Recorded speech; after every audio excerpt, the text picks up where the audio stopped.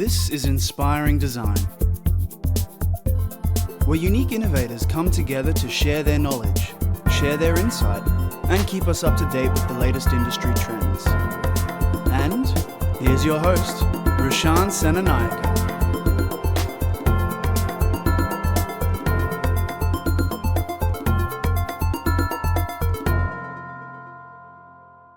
What's up, listeners? It's Roshan here. Welcome to episode 21 of Inspiring Design. Today's episode's exclusively sponsored by F-Flat. F-Flat Architecture is a design research platform focused in the development of design strategies and architectural and media artworks. So it's a very cool episode and one of the latest and the hottest topics right now. It's all on VR technology, so strap yourselves in. And I've got one of the leading VR experts here with me, Fredrico Fialho. I hope I got that name right. But everyone calls him Fred here in Australia. And Fred is a lecturer at the School of Architecture at UQ. With 15 years of experience in the innovation field of computational architecture and digital fabrication, he's one of the leading researchers at UQ. He was awarded the Dean's Fellowship from the University of California, developed innovative biological-based design strategies at California Nanosystems Institute. With over 40 publications on design methods and research in digital design and fabrication, his research primarily focuses on experimental design through the experiential traits of new media and computational strategies. That's just wow. He's worked with top international design firms, with firms such as Zaha Hadid Architects as well in London. So we've got a lot of knowledge here at the table. And Fred, thank you so much for giving up your time, mate. Thank you very much for inviting me, Roshan. It's a pleasure.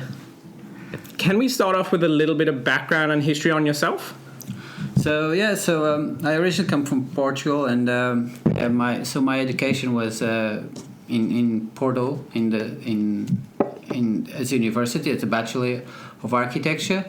Then I figured out I did a postgrad on history of architecture, and I was really thinking, I like history, but it's not really the thing I want to do in my life. And I was always looking to these magazines and journals that would have these architects with these kind of more extravagant type of formal outputs, like Zaha Hadid and things like that. And I was thinking, this is what I want to do. And then I figured out, so where do they go to schools? And that was my next step, basically. So I learned that they come from the Architectural Association in London. Mm-hmm. And so I did a master there. And that's basically where it all started. So I'm a design research lab degree. And then after that, it was just dwelling into this kind of new design strategies. And then the PhD, I went to California and then Istanbul, so a bit all over the place. But yeah, after I think that's the axis where everything turned into digital and technology oriented. Yeah, wow. And I want to actually take a few seconds to ask you this question, because Zaha Hadid, I'm a massive fan. And I know a lot of my listeners, including my students, are huge fans of her work. And, being in Australia, she's worldly recognized as well. What was that like? So at the time, we were very few. It was a very small office. I mean, they only had one competition or two, I think. Mm-hmm. So there was nothing, a lot of build. So when it comes to that, it's always a very small office. We're around 29, 30 people. Mm-hmm. And so we were one-on-one with Patrick Schumacher, her right arm, and Zaha Hadid, and we're always in contact with her. So we have lots of funny stories with her. Wow. It was very intense. Yeah. We won a lot of competitions at that time, and that's how the whole office became wider and bigger, and now it's all over the place. Yeah, wow, there you go. So you were right at the beginning. That's amazing. Actually she started 18 years before. Okay. So it took a long time for her to establish herself in being a woman, being Muslim, in this Western world. It's just all of that, I think, is totally underlooked. I mean, the role that she took in combining technology and architecture, I think, is pivotal for the whole architectural history. So yeah, brilliant. There you go. Anyway, that's actually a really cool background, and I really love that. This is one of the beautiful things about Australia. We've got these rich cultures coming in from all over the world and knowledge coming and building here. So who is F-Flat? What's F-Flat all about? So F-Flat was after, or more or less at the same time that we finished our spell in Zaha Hadid. So that's my partner Miguel Belek, and she was also at Zaha Hadid. So after that we said, we want to do our own little experiments, and once you go into the architecture world, everything needs to be focused on its industry, right? So it needs to be applicable and concise. And what at the time, since we were still young, we were more ideologists, and then we said we'd like to do our own experiments, and F-Flat was born in 2003 out of that, and focused on experimentation in design, and we did a lot of sound and biological strategies. So sound, because I don't know, it's, to be honest, started also at the master, but it's something that comes kind of second nature to us. There's sound everywhere, but we don't design for sound at all. It's all mainly visual. So that was kind of one territory that we want to get in, and the other thing was make it more biological oriented, because not at the time, also because of the sustainable element, but to explore that kind of beauty that's inherited in nature and everybody can exploit it. So that's basically how it was born, and then out of that we went to the Media Arts and Technology program in California, and then things extrapolated from just architecture to media art. Yeah, wow, that's really cool. That's what I mean. I think it's such an untapped and growing field, and you're right in the middle of that, so that's brilliant. What are the capabilities of F-Flat? Like, just so our listeners can understand, and when they go online and do some stalking, what are the capabilities of F-Flat, and what kind of services do you guys provide? So we can do a lot of consultancy on technology and design processes. But we do a lot of our own work, and again, it's still very experimental and focusing more media art, but there's a lot of digital computational architecture. So that's what we're trying to do. So between digital fabrication or advanced manufacturing, however you want to call it, and then visualizations, and we took it since, I guess, 2008, 2009. We took it after this Californian twist. It took a bit of VR, AR kind of input after that. So, but it gets combined still. So I think one thing can infer into the other. There you go, guys. So when we release this podcast episode, you guys can jump on the website and have a look more at those details as well. But today I want to actually dive into VR and AR, and we've got the right man here with leading edge on the latest technology. So in your definition, let's cut to the foundational elements. What is VR? So virtual reality is a technology that's been actually developed since the 60s. Wow. Yeah. Well, but it's always through the wrong reasons, I guess. It's military technology, right? And based on simulations for airplane pilots. And it's focused on providing you the most real experience without actually being in the airplane. So a simulator where you have 6 degrees of freedom with your vision and peripheral vision, everything like that, which becomes very, very immersive.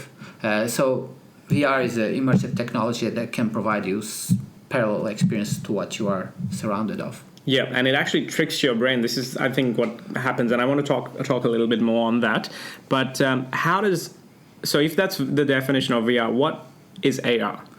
AR is augmented reality. So AR, the difference between AR and VR is AR uses the surrounding your environment and overlays a set of information or a set of experiences over your real environment. While VR, you are actually totally detached. Yeah. And I've heard that this can sometimes be confused with mixed reality, MR. Where are the lines drawn on MR and AR?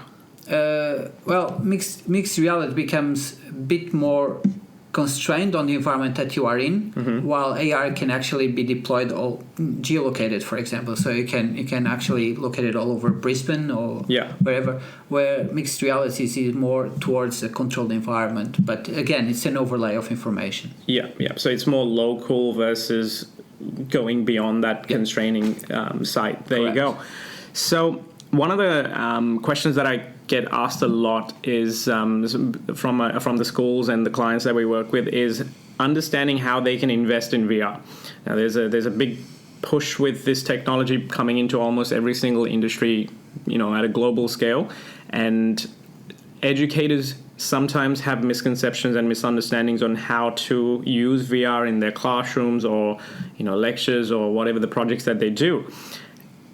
At a first level, what are the biggest brands that they should look out for, in your expert opinion? Yeah, well, it's good that you touch that subject on getting the technology, because I have a lot of rants because of laggards that don't really want to get into the technology, and this crosses throughout a lot of educational levels. Doesn't really matter which ones. So I won't go there. I'll answer your question, which I'm very happy to, and so VR and AR, the main players, obviously now, and probably, if you are listening to the podcast, probably you already know, it's mainly Oculus and HTC Vives. So one was originally from Google, and now it has its own branding.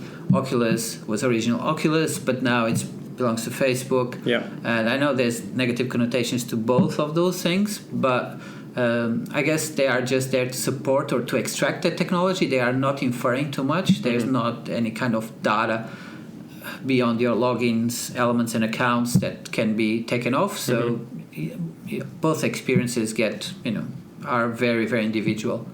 The other thing is there are other players, and they are coming out in white brands or smaller brands which are more cost effective, and and then you start seeing to platforms like Sony and things like that. So they all start having this VR technology embedded to it. Yeah, cool. So, and I understand that there's literally the cheapest method is the Google Cardboard, right? Yeah. And it's not necessarily the best way, but you use your smartphone, and some students can experience that at a very, very grassroots level. Is that right? Yeah, that's correct. So if you get the Google Cardboard, basically you just you download the app, and you might record things. There's some apps that you can actually translate your movies, or make VR worlds, or you can import your own constructed digital world and upload it to your phone, and just put it in the cardboard and just experience it like that. There's a bit of differences, obviously, but the experience is pretty phenomenal, especially because you are wireless. Yes, that helps. It's happening though. There you go. And one of the products that I love is the Oculus Go, because of how portable it is, and the fact that it's still a fully immersive, and you're not using your smartphone. It's still quite high quality, and because of the speaker system that's there, or the fact that you can use earphones, it actually does detach you in an immersive way. What are your thoughts on the Oculus Go? It's an amazing program. I mean, since the last Oculus to this one, the setup is just beautiful. It's just out of the box, literally. You just get the region where you have no objects, there's no tracing cameras, nothing, and you just get that region, set it up, and you are there how long you want to go. And the beautiful is, like, everybody's getting, I hate these cords, I hate the cables, it's so constructive, you get around me and wrapped, and yes, it's true. Still, I think there's going to be a bit of a way to release all the cable technology. I think there's still going to be just mainly for computational power, but that degree of freedom that the Go offers, it's really amazing. I really felt a difference, and again, it depends on what the applicability you want to go. If it's a heavier kind of content that you want to upload, I'll definitely recommend the wired one. Yes. But if it's something more, light and playful, maybe the Go is the way to go. So exactly, and I actually use that in meetings all the time. And schools, I find it that they are able to do that quickly because it's low investment, and you don't need a high spec machine to go with it as well. So it's I feel like it's a really cool time, and this technology is getting packaged into these boxes. It's becoming very affordable. Yeah. It's going to be rapidly taking over the world. Definitely. Now, looking at, if we break it down, looking at the portable thing, portable machines and the ones that have the requirement for the cables and a high-spec machine, what kind of investment, total investment, does it look like? So, like, my understanding and experience has been mainly with the portable machines. Mm-hmm. So all you need is your standard smartphone and the free app. Yeah. What kind of investment do schools and universities and even professionals listening to this need to know if they're looking at, let's say, going down the Oculus Rift or one of the HTC products? So one thing that's also going to go down on this technology, and I think it's going to be absorbed fairly well through the World Wide Web, is WebVR. So there's websites that you can just get in and you click on the WebVR, and if you have the Oculus Go or the Google Cardboards or any of the VR technology, you'll just get immersed into the three-dimensional website. Wow. It's not the window anymore, so you can go actually and experience the spaces, visit, things like that. So if you want to invest on that kind of a technology, there's many realms, and as you said, Roshan, it just depends on what you are actually trying to achieve. Mm-hmm. But if it's for educational purposes, due to the flexibility, maybe a Go, and or if you want to set up that, once you have the Go, yes, you don't need a computer, but you do need the computer to build up the content. So if you have a computer lab already, that's fine. So it's just a Go, so it's like $699 or something like that, and you buy the salt. But you always need a computer if you want to upload content to those things. So that's one thing that people might think, I don't even need a computer anymore. Well, you can download the apps on the go and everything, but again, if you want to make things, then you do need a computer. And if you do need a computer, then that basically is a good computer with the latest gen of graphic cards, like the NVIDIA's 2010, the RTXs now. Those are the main components, because and the thing is, if you have a good graphic card, the CPU needs to be strong, so you just need to build up your computer with a good graphic card. And nowadays, you can get it from $2,000, $3,000, so and then you are on the go, and so that's basically $2,000, $3,000 computer, $600 for the Go or the wired version of either HTCs or Oculus, and so that should be the initial investment. But that's if you want to actually create content. Yeah. So it depends on that application, like you said. Yeah. No, that's cool. I think that reconfirmed things based on the knowledge that I had as well. So looking at the criteria, let's say we're exploring the content just from a school point of view at a secondary level. What kind of things that they should look at before they invest in it? So based on what you've said already, is understanding what that end user is. So if it's for facilitating this technology in a classroom environment and giving that VR understanding to their students, how should they approach it? And obviously state schools have a very different budget to private schools and even universities. So given those logistical restrictions, would you recommend any particular products or certain criteria that they should look at before they get into this technology? Well, there's a lot of content being developed for educational purpose, especially high schools. So if you go to the Oculus store or HTC or the Steam store, so those are the stores for VR technology. You can, if you write education, you'll see lots of things. So from English to maths to more engineering or STEAM or STEM oriented. I've experienced some amazing bio ones, and it's jaw dropping. The chemistry ones are always very visual as well. So that's collecting molecules and things like that. All sorts of animations pop up, and you definitely engage the students. And it's not by like a low kind of interest just because of the technology, because the experience is so immersive, you really understand the principles of what you are learning, and I guess that's already there. And if the school is interested in operating in that manner, they could go in and do a benchmarking on kind of what apps are being used, what apps are being used in Europe and in the US already in schools, and those things are already part of some curriculums, and it's getting widespread, and it's a huge industry. It's growing exponentially. Yeah. So. No, that's it. And this is, I think, one of the biggest challenges that Australian schools have is making sure that they are keeping up with it, and how rapidly the technology changes. It's one of the biggest challenges that schools have. And so you mentioned that it is an exponential growth even on a global level.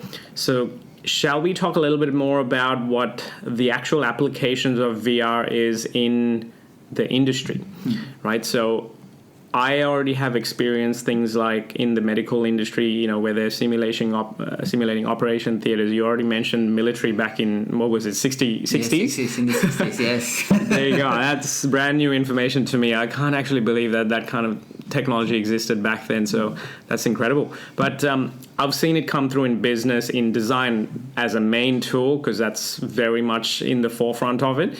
What are the actual, applications looking at the different industries and different sectors? So if you're getting into VR, you get all sectors in. So there's from finance to I don't know, medicine, as you said.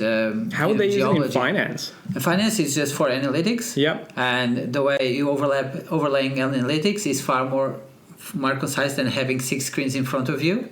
Right. Wow. Right. So so there's all kind of applications. Forensics. Yep. Insurances. To see. So it's always a big technology. I mean, for example, car accidents or crime scenes. Yep. You go with the drone, scan the whole thing, take it off, put it on the VR.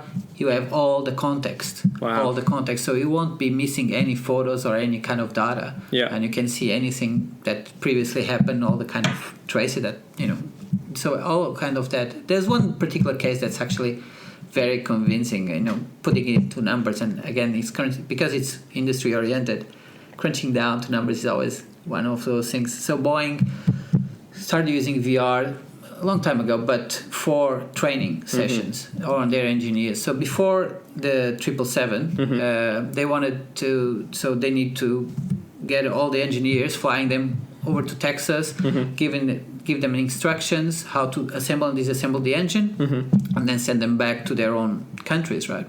So what happened was that they tested, all right, let's do all this in VR. So they developed an application in VR to disassemble the 777 engine, and so for that kind of expenditure yearly, they spend more than $2 million just flying people in and out for education purpose or training purposes. So they sent the app to the origin countries. Nobody flew in. They said in the first year they saved those $2 million. Wow. First year. And then it became, they have been using this for like 5 or 6 years. So imagine the savings. Yeah. Also there's no errors. When they call the engineers to, put them in front of the engine, there's no errors on the training. They know what they are doing. It's impressive. Wow. The same thing with medicine, training operations, kind of elements. It's very, very accurate. For a design point of view, obviously it's the experience that you want to give. If you want a developer, client, contractor, designer, all of them, just having that kind of awareness of what the space is. I'll tell, you're going to have a 120 square meters living room, and like, okay. The client definitely doesn't know what it is. It's a huge communication tool, and allows that if you're, depending on if you're a heavy left brain or right brain, you can start to visualize things easily. So that's amazing. Correct. Yeah. So that makes the translation to whatever kind of person you are communicating with. So for design, it's very, very useful, of course. I actually recently saw this case study. I think it was done by Sony from memory, but it was the impact of VR in a maths class. and it was on a secondary level. And these kids who have never been able to understand exponential graphs or trigonometry, all of a sudden seeing these equations in a visual sense gets it within a few weeks, versus they've been struggling for a few years and they've never been able to get their head around it. Yes. So it's honestly one of the most coolest things I find. It's because it's intrinsic to our existence, right? Everything that you are born, everything you experience is through space and time, right? Mm-hmm. So bring that space. If you can translate trigonometry into space, which is spatial, and having that experience factor, not the abstract theory behind it, which is what you're taught in class, people can make connections through other modes. So your brain, again, what you mentioned before, Roshan, is very good. Left or right brain oriented. It can definitely adapt. And that's what the technology allows. Yeah, no, that's amazing. And going beyond that, actual the industry sectors, one of the ones that I've viewed and monitored closely is the safety element of industries.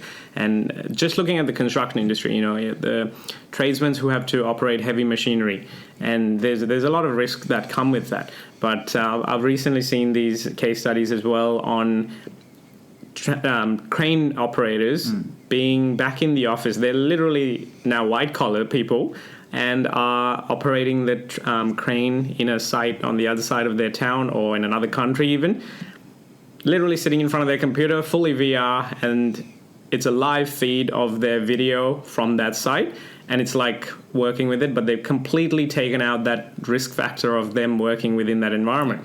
So it's quite amazing. But one of the things I actually wanted to ask you was, obviously with that implication of using this technology, and I've seen numerous researchers popping up to explore this area, is the impact of VR on the health of humans. And people get motion sickness very quickly, and they can, the vision impairment, and depth perception can get affected. And I think they recommend saying don't drive after within 30 minutes of using VR. What are your thoughts on that?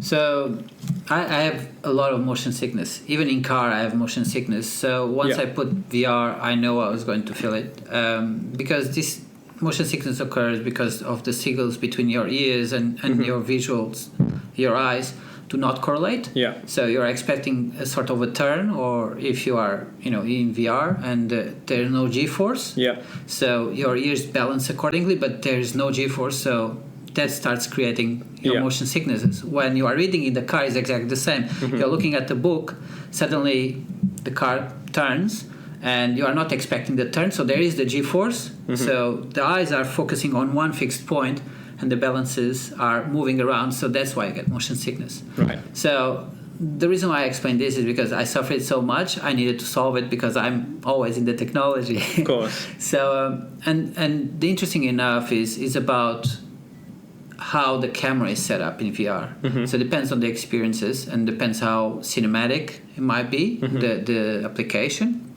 But if it's a moving kind of application, that's when it occurs. If it's more fixed, being in an environment you can control moving back and forth, is fine.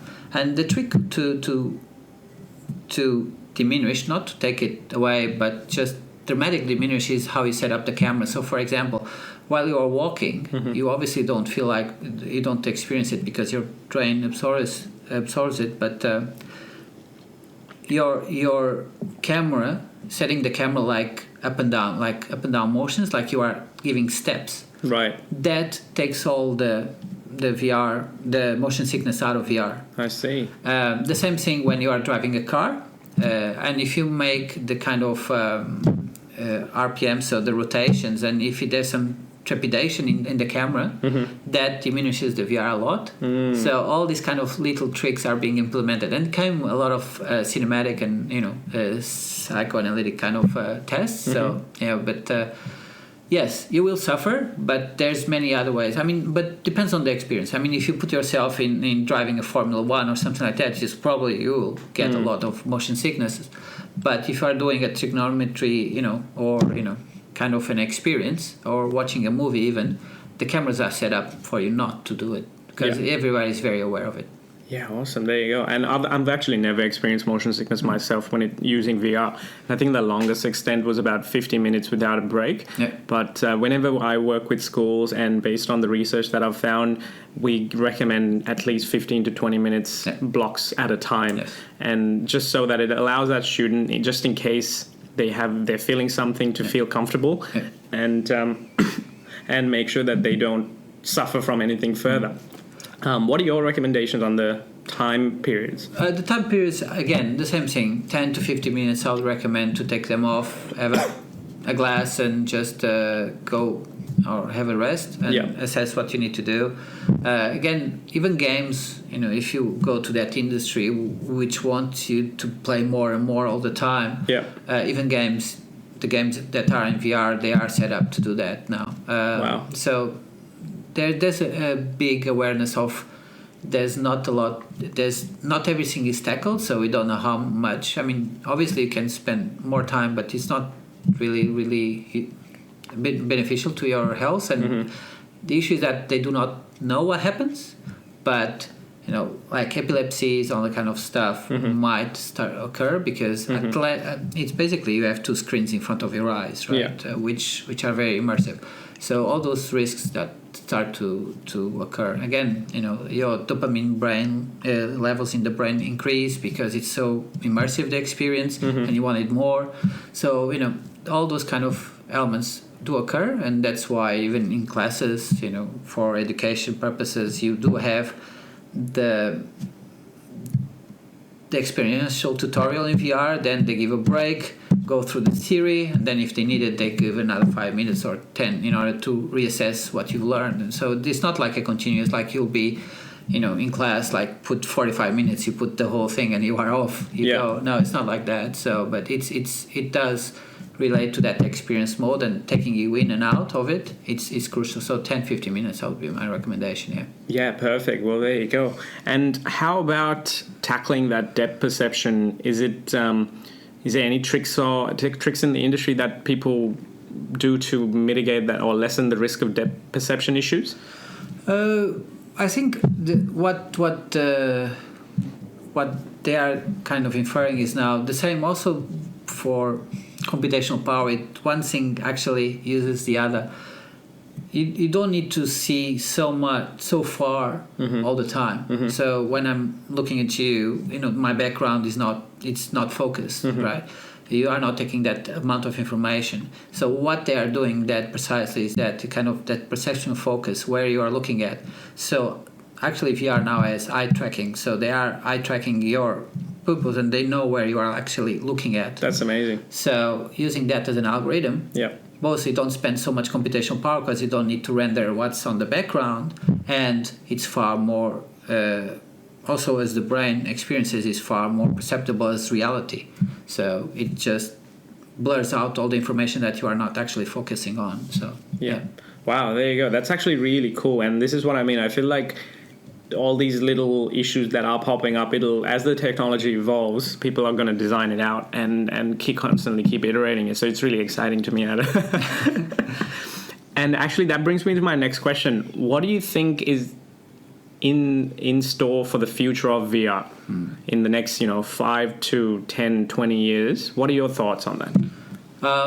Well, VR, if you see both on the financial side and the appropriation of industry, it's growing exponentially, so it's here to stay. It's like computers. Definitely. That's a you might not like it, but I love it.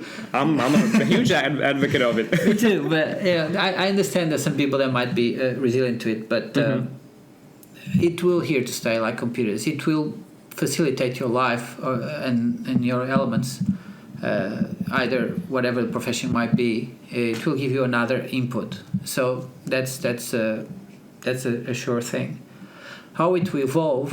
Well, I think it's more and more creating that awareness on what can it do, and also experience it. So if we are already mesmerized when you put those things, I'm also I put that thing, and I'm still like, wow, this looks real. I give it to my son, and he just doesn't say anything. He just starts using it. Yeah, business as usual. Yeah. Well, like, okay, so that's where you figure the generation gap, and they are so into all what's digital, all this kind of apparatus that you are in front of it. When you put the immersive one, it's just another one. Yeah. So this generation is going to be always observing it, and I think the design is more to go wireless, obviously. Mm-hmm. More computational capabilities of going wireless is the factors on walking around with VR glasses and things like that within constrained environments, of course, because you don't want to build up. But there's this very good advertisement. I don't know who it is. One, either a car brand or a mobile company brand. I don't really know. In Singapore, they actually put the guy being streaming with the VR goggles and driving drift in Singapore. Oh, wow. And the latency is so small that he is seeing through VR. He's not actually seeing the road, he's seeing through VR, but the latency is so small, so that's the aim. Wow, there you go. That you can have actually emulate reality to the most accurate element. So it's going to be focused on how to enhance that experience. Yeah, no, that's actually really cool. That's why I feel like the capabilities are almost endless. It's up to the imagination almost of the designers. And when you were talking about how that next generation, business as usual, they just pick it up and go, that actually happened at a conference that we were presenting where we were giving VR demos. And we had 2 Oculus Go headsets because it was the most portable, easiest way for schools. And we had this dad and his son come up to us. And they've never used VR before. And I feel like the dad was about maybe 35 to 45 years old. And the kid, we asked him, and he was 11 years old. Right? And they're like, oh, Dad, can I use this? We're like, yep, go for it. So 2 of my members basically sat them down, gave them the same instructions. And I'm recording this. So I've got the video of this. And the whole thing happened within a minute and a half, and we gave them the same instructions. Here's a controller. You put your thumb here. You put your index finger here. Go nuts, right? And we had already preloaded some simulations so that they can view that, and all they had to do was just view it, so they didn't have to operate it or anything. Yeah. Within literally 10, 20 seconds, the kid was out of that application and he was gone on his own thing. He was in the menu. He was going and looking at other things. And the dad was lost in the program that we had preloaded. He was confused based on where the controller and how that was visually translating in the virtual reality. And he was asking us, so we were giving him instructions. But within 30 seconds, the kid was operating his own one and telling the dad what to do. He was like, Dad, no, click here, go there, point to this thing. And then within, I think it was the 45-second mark, the dad gave up, he took the helmet off, put it back going, yeah, this is not for me, and he gave up. That 11-year-old kept coming back to us maybe about, I think in total about 9 or 10 times within the day, just because he was addicted to it. Yeah. And it's that dopamine release you mentioned. He just kept coming back, and all he did, and we actually let him free reign. Yep. Other than that initial, if you're feeling sick, come and talk to us, and one of us is going to be here at all times. We let him do his thing. And he explored the whole thing. He was asking us whether we could download programs that he wanted, and we were like, maybe not now. One day when you buy your own, go nuts. But it's amazing how this generation picks it up. Yeah, we did this exhibition at State Library recently, the Home Suburban exhibition, and we had a piece that was both fabrication and VR. So and cutting short, the story was going in. We put the VR there. We're just looking at the crowd that puts the VR goggles in. Mm-hmm. Is either the IT people, which are the grown-ups, or everybody that's 15 and under. Wow, it's just crazy. Because there's also the kind of self-awareness. What kind of when people are looking at me in a public space and I'm doing these kind of weird movements, which is out of context. When you're a grown-up, that's your main focus. Yeah. When you're a kid, you just give me that and I just want to enjoy it, right? Yeah. So I think all of that, it contributes for the factors, and so it becomes second nature to them. That's it. And this is, I think, one of the biggest battles that I've seen in the classroom as well, where that previous generation's mindset of teaching is slightly different to facilitation, And with VR, unfortunately, you can't actually teach it. It is learned through play. You have to allow your students to an extent, go out there and explore and learn from doing it themselves. There's no manual that you can read beforehand and have all the answers before you put the helmet on. No, and that's precisely it. It's just through experience, and that's how they grasp. Because if you put a white cube in front of the table, and I look at the white cube, you look at the white cube, we make our own assessments in different modes. Yeah. That's precisely what VR allows you. If you put trigonometry in front of you, there's 20 kids in the classroom, they will address it differently. Yeah. Some more abstractly, some more constructive. So the brain works in different modes, and they have different capacities. These, for example, the IQ tests are now being outdated because it's not the amount of IQ, it's how you address the IQ, right? And people can achieve the same level of objectives if you put it in the right mode for their brain. Right? That's it. So, and some brains, just the standardized kind of teaching is more abstract to everyone, but some people have a lot of difficulty. Some students have a lot of difficulty with abstract concepts. Thus, maths creates a big problem into it. So there's all these kind of elements which are being tackled with the VR technology. And again, the VR apps, there's now classrooms where the teacher says now, everybody puts their goggles on, everybody sees the same thing, and everybody follows in the teacher, But the teacher says, okay, so now, calculate the angle, and everybody does it 20 different manners. But the way they can follow through. So there's a lead role, not kind of instruction role that gives you the rules. But is a lead role that you need to solve this angle. These are the rules. Now enjoy it, appropriate them. Exactly. So they find their own method to get to that point B point. Precisely. Yeah. No, that's brilliant, and this is obviously one of the topics that I'm a massive fan and passionate about. So I constantly keep reading and watching videos and playing with it myself.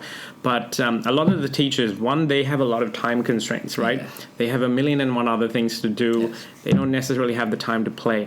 So if that's the case, and even students who are, let's say, looking at my tertiary students are entering or are in the industry now, or they're looking at entering the industry in the next 5 to 10 years, they haven't had the same experience and exposure to this. What's your recommendation for the students and teachers who want to learn about this? How do they keep up with it? What's your advice on that? I think there needs to be, you cannot impose everything. Again, as you said, schools have different modes of resources, and but I think if they make it available to the teachers and say, okay, so at 4 p.m. on Wednesday you'll have VR sessions, and you can demystify the technology and see what it can do, and see if you are willing to appropriate it or not into your classes. I think that's the first step, without trying to push through the technology, but seeing what are the benefits and what are the shortcomings, because everything has a shortcoming, even in VR. So it's not like going to save the world. Not everybody's going to get great grades because of VR. That's not the issue, but it definitely allows you to experience other things. So I think within the school methods, it's just putting the technology available to the teachers in a more once per month or once per week, and say, okay, at 4 p.m. every Wednesdays, come and see what you can do in VR in English, and then maths and whatever, chemistry. Just share knowledge. Share knowledge, and I think that will be starting coming in, all at the same time, and say, because generally what I've recently arrived to Australia, and I see you have focus groups here in education in the secondary system. So those focus groups, if you technology, and if you can say, okay, so there's going to be this VR experience, which students would like to come along, and there might be 100 or there might be 20, but you can dephase those things into say, okay, but this is VR not for gaming, which is, there's always that connotation, which is totally wrong, to be honest. The biggest investment is still gaming, obviously, and cinematography, but a lot of the apps, the extracurricular apps are happening, so there's a lot of investment on that. So taking that apart, bringing students in and say, and testing them, take that test, make this test, which is an assessment, not like a test, problem material that you already know, and go over it, and then put them in VR with the same content and see what works, what doesn't. Try, and people that are actually engaged into it and slowly fit it into the school. Yeah, this is actually something that aligns with what I constantly say is chip away at it. Yeah. You're not going to get a beautiful cabinet piece from a if you cut down a tree. You have to constantly work at it, chip away one little bit at a time, and all of a sudden you have this beautiful sculpture or a piece of furniture or something. And I feel like given the rapid evolution of this technology as well, that's the only option to, I feel like, learn and make sure that it's not such an overwhelming thing where you have to sit down and study it for a week. No, instead, spend half an hour or the hour, every Wednesday, or like you said, just keep progressing. And isn't that right? Yeah, that's correct. And everything links in. Like with now, some universities, some schools are already using AI to grade students, right? Yeah. So if you have 1,000 students in a big classroom in university, it's very time consuming to grade, and you need to take 2 weeks, and several tutors and professors to go over all the assessments. With AI, it just does it. It does it very accurately. 90% of the results are actually on the target, and leading that to VR, it's just one of those perfect combinations where if you trace the outcomes and see how they assess, everything starts to be automated, and the teachers just now focuses on teaching, not on assessing, and because that's a big part of what they need to do, and that eats up a lot of their time, and it's very consuming, both mentally and then time-wise. I think that has the potential to do it, in a very, very kind of combined mode. And, I know AI is still a big subject. We'll probably will go there one of your podcasts. But, so these things are all interconnected because it's all digital at the end. And I think VR has that potential to kind of, as you say, chip away. But at the end, have a very good teaching culture through experience more than the abstract teaching that's being occurred throughout 20th century and 19th century. Yeah. And this is one of the most vital skill sets I feel like our future professionals are going to need in their portfolio looking at entering the industry, regardless of the industry sector. So there you go, guys. It's been one of the hottest topics covered, and I feel like I've learned a lot from it. So thank you so much for giving up your time, mate. Thank you. It was a pleasure.